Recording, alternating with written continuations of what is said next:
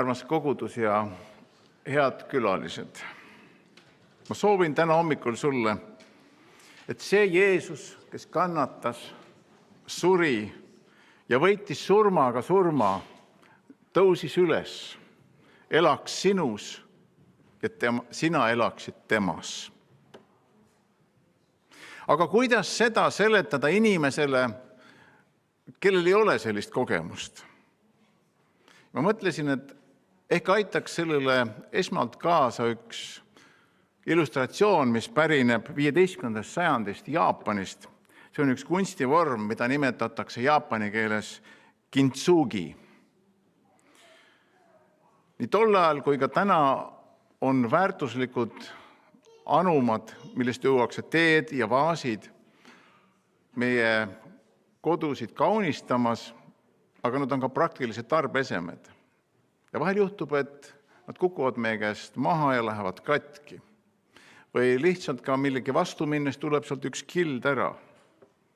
Ja kuna nad on väärtuslikud, siis juba tol ajal püüti neid parandada. Esmalt tehti seda klambritega, aga see ei näinud kuigi ilus ja hea välja.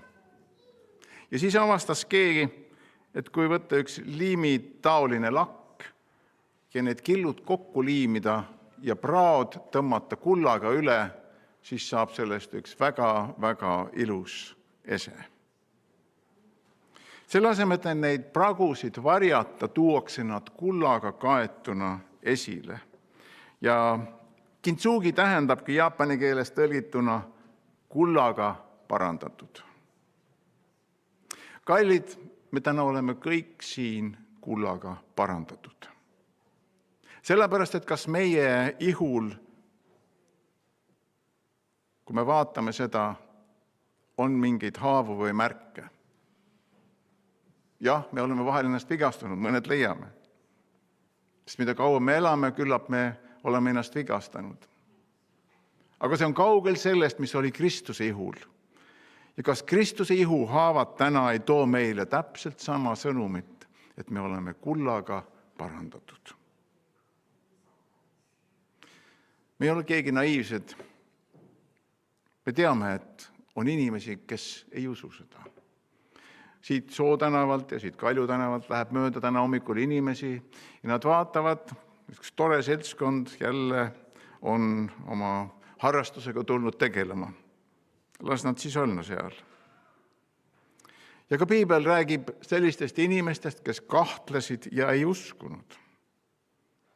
Johannese evangeeliumi 20. peatükist me loeme lugu ühest sellisest inimesest.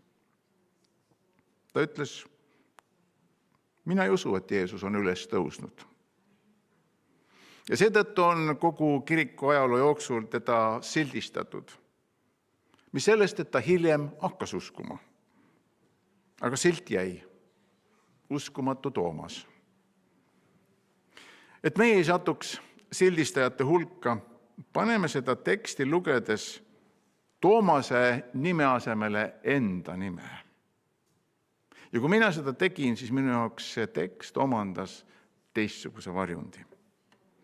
Johannese evangeelium 20. peatükk, salmid 24-29.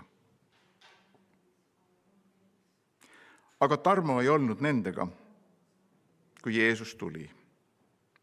Teised jüngrid ütlesid nüüd talle, me oleme näinud issandat.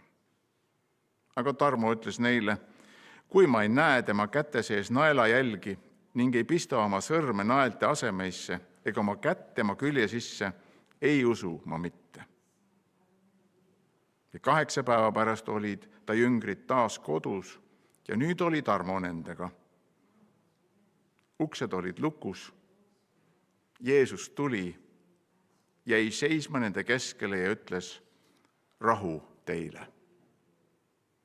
Seejärel ütles ta Tarmole, pane oma sõrm siia ja vaata minu käsi ning pane oma käsi ja pista mu külje sisse ning ära ole uskmatu, vaid usklik. Tarmo vastas selle peale talle, minu issand ja minu Jumal. Ja Jeesus ütles Tarmole, kas sa usud ainult seepärast, et sa oled mind näinud? Õndsad on need, kes ei näe, aga ikka usuvad. Igast kahtluse räbust võib saada kuld. Tänu Golgatale ja ülestõusmise hommikule me kõik oleme parandatud veel hinnalisemaga kui kullaga.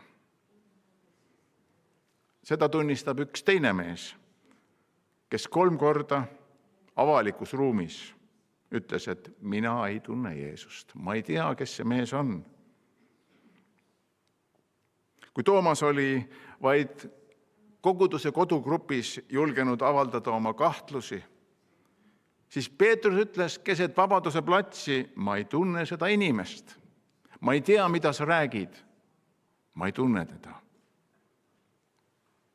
Ja üsna varsti sai Peetrus aru, et ta on teinud elu ühe suurema vea. Ta parandas meelt, kahetses siiralt, nuttis, nagu piibel kirjeldab. Ja Jeesus andis andeks.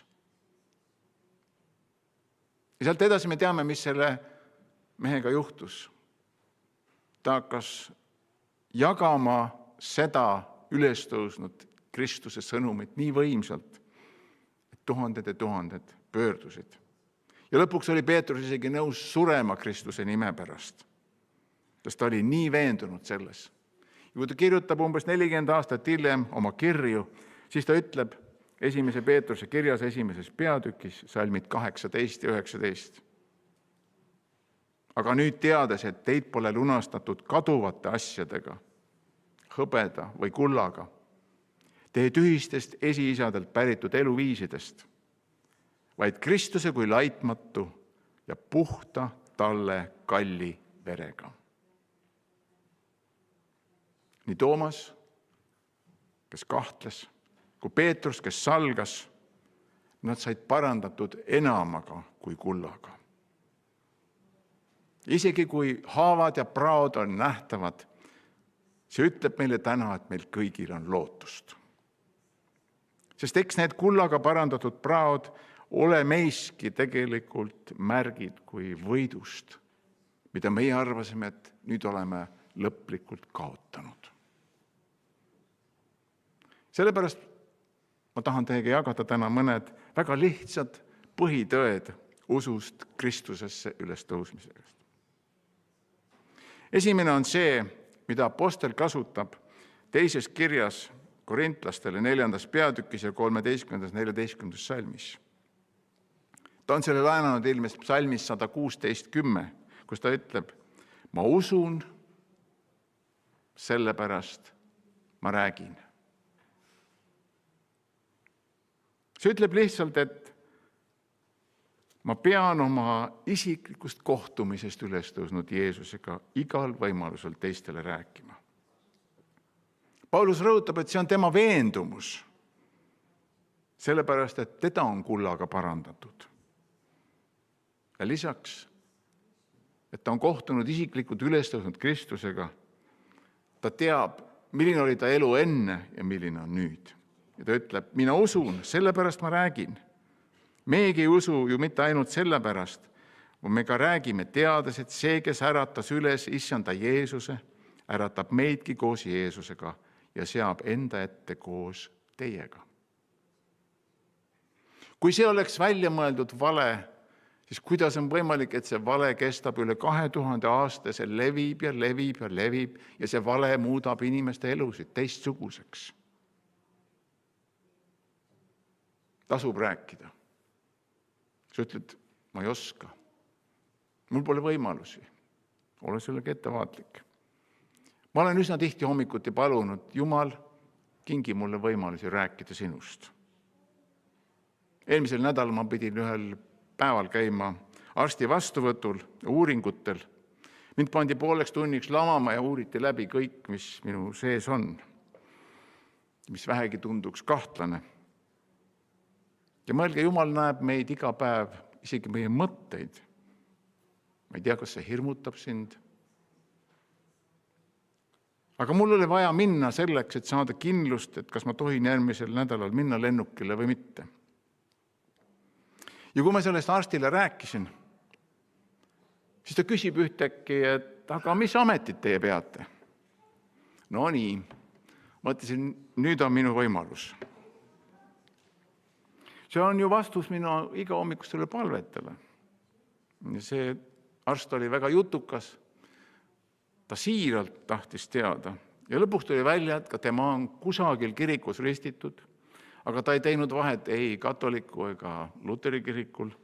Ja ta ei teadnud, mida see ristimine tähendab, aga ütles, et lihtsalt see on nüüd tehtud. Ja ma selgitasin, et me ei vaja vahendajaid, vaid meil on isiklikult võimalus olla suheldes Jumalaga ja me võime temaga iga päev rääkida, kogeda teda ja tema võib meie elu muuta ja anda meie elule täiesti teistsuguse perspektiivi. Ja ta küsib ikka küsimusi edasi ja siis ta ühel hetkel ütleb, ma ei ole kunagi niimoodi mõelnud, et Jumal niimoodi võib inimesest hoolida. Ja siis ma pidin minema.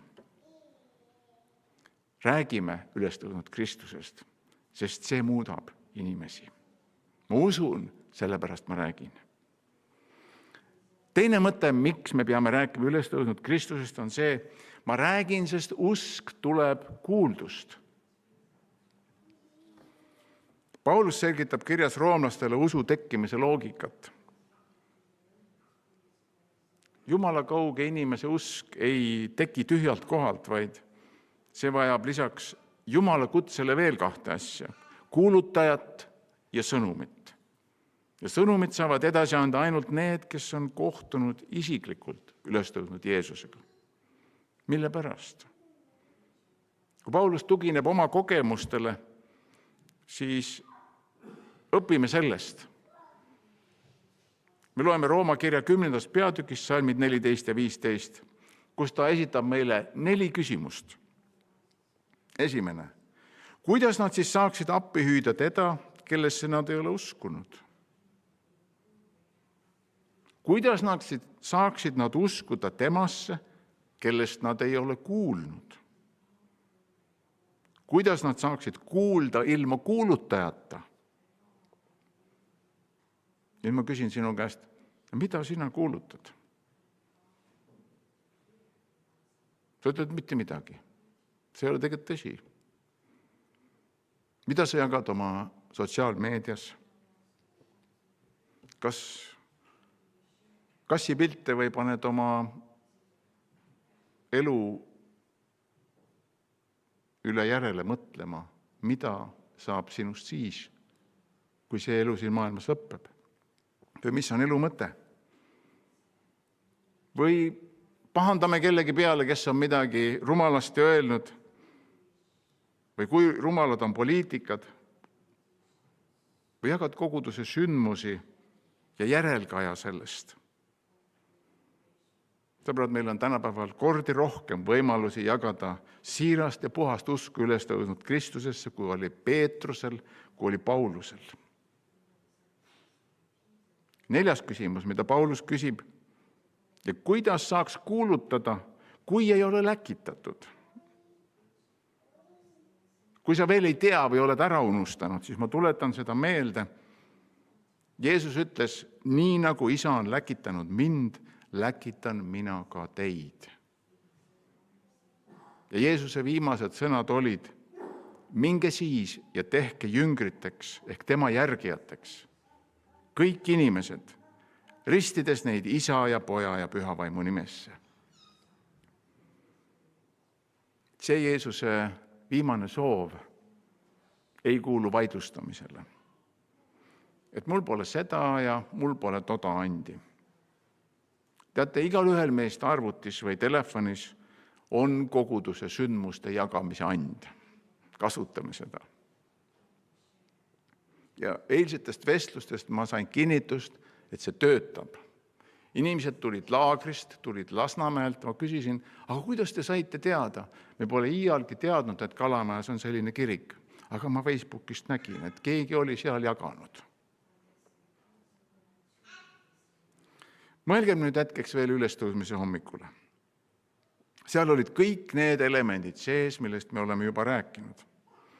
Esimesed, kes nägid tühja hauda, said läkitatud ingli poolt. See oli Matteus, endine altkäemaksu võtja, maksuametnik, nüüdseks Jeesuse järgija, on meie jaoks kirja pannud selle niimoodi. Minge kiiresti, öelge tema jüngritele, et Jeesus on üles tõusnud surnust. Ta läheb Galileasse, seal te saate teda näha. Pea meeles, et ma olen seda sulle öelnud. Ja me loeme edasi. Kiiresti, aukartuses ja suure rõõmuga jooksid naised kuulutama seda tema jüngritele. Ja teate, mis ma uuesti lugedes avastasin, kui ma sellest sündmusest lugesin? Jeesus tuli neile naistele vastu, kinnitades, et ta on tõesti elus ja kordas täpselt sama sõnumit. Minge teatage sellest mu vendadele, et nad läheksid Galileasse. Seal saate mind kõik korraga näha ja minuga kohtuda. Ma usun, sellepärast ma räägin. Ma räägin, sest usk tuleb kuuldust. Ja kolmas mõte, kuuldu tuleb Jumala sõnast. See lõpetab meie täna hommikuse teekonna hauale. Kinnitades, et kõige alus on Kristuse enda sõna või sõna Kristusest. Ja ülestõusmispühal on see sõna just nimelt rõõmusõnum tühjast hauast, ei mitte millestki muust.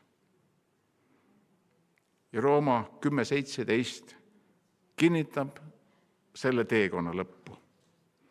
Järelikult tuleb usk kuulutusest, kuulutus aga Kristuse sõna kaudu. Kallid, me oleme täna palju eelistatumas olukorras kui naised, kes läksid varahommikul hauale. Meil on palju rohkem fakte ja kirjalikult talletatud informatsiooni, kui oli nendel, kes kuulsid üles tõusnud Jeesusest esimesel sajandil. Pilvit ei olnud, evangeelium ei olnud. Neil olid ainult Vana Testament ja pärimused, mis olid kättesaadavad ainult välja valitutele. Aga ometi kõiki jutustati ja anti edasi lugude jutustamisega. Ja ikkagi olid ka siin rääkimine ja kuulutamise elemendid mõlemad taas vajalikud.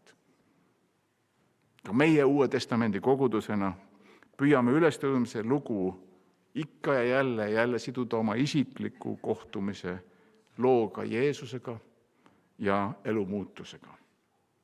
Sellepärast, et ülestõusmise hommik muutis temaga kohtunud ja taas kohtunud inimestes kõik. Ja uskumine muudab ka täna. Kolmapäeval me koguduse juhatuses vestlesime uute liikmetega, kes soovivad tulla ristimisele. Ja need hetked on alati erilised. Ja kui Andi, sina tulid, siis meist keegi ütles, et sa oled ka väliselt muutunud. Sa oled täiesti teistsugune mees. Sellepärast, et sa oled parandatud kullaga. Seda teeb ülestõusnud Kristus. Meie vaid saame kogudusena olla siin teekonnal kaasas, et koos uskuda, koos jagada oma lugu Kristusega käimisest ja ülejäänud usaldada Jumala hoolde. Ma arvan, et need lood on kinnituseks sellest, et ülestõusnud Kristusesse uskumine ei ole lihtsalt informatsioon, see on transformatsioon. Ja üks raske küsimus ka tänasesse võidukasse hommikusse. Miks siis nii paljud inimesed ikka veel ei usu ülestõusnud Kristusesse? Üks põhjus võib olla see, et keegi ei ole neile rääkinud. No pole viga, ehk seda saab veel parandada. Aga ma ei mõtlema iseendale. Kas minu elu vastab sellele, mida ma teile räägin? Kas ma elan niimoodi, nagu ma räägin?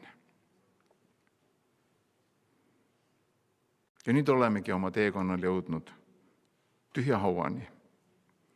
Seal on surilinad, mis tuletavad täna meile meelde, et Kristuse ülestõusmisest saame teada Jumala sõnast, kuhu see jõudis ülestõusmise sündmust oma silmaga pealt näinud inimeste kaudu.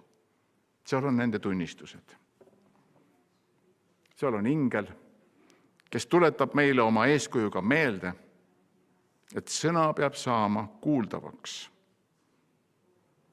Usk sünnib siis, kui inimene kuuleb seda sõnumit elava ja ehtsana, mille kehastajad meie oleme. Ja seal hauakoopa kõrval on ära lükatud kivi, mis tuletab meile meelde, et kui kuuldu muutub meie isiklikuks usuks, ei saa inimene enam vaikida. Ta hakkab seda teistele rääkima. Sest minu elu on muutunud. Mis sellest, et armid on jäänud? Aga need on palju hinnalisema kui kullaga parandatud. Ja see tõstab armsad meie väärtust. Ka siis, kui me enda arvates oleme väärtusetud. Selleks oli Kristus nõus mängu panema kõik, et anda meile väärtusetuile väärtus. See algne väärtus, mis inimesel oli siis, kui Jumal inimese lõi. Õnnistatud Kristuse ülestõusmispühi teile kõigile. Aamen. Tõuseme ja palvetame.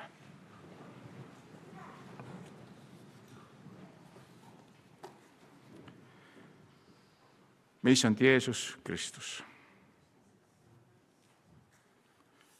Meil on ilmvõimatu oma sõnadega edasi anda seda tänu, mida me tunneme sinu suhtes. Et need armid, mis meis on, need oled sa parandanud. Olgu need hingehaavad, olgu need meie suhtehaavad, kurjuse, mis tahes patu, vihkamise, kadeduse, ükskõik mis haavad. Sa võtsid meie süü enda peale, läksid ja tegid kõik korda. Ja kui need haavad vahel paistavad välja, siis luba, et me meenutaksime ikka seda, et need on kullaga parandatud, sest sinu verel on kulla hind. Issand, tänu sulle selle armastuse teo eest, mida sa meie heaks oled teinud. Selleks me oleme täna kogudusega tulnud, et sulle tänu öelda, seda koos tähistada ja seda päeva pühitseda. Olgu su nimi, issand, kiidetud. Aamen.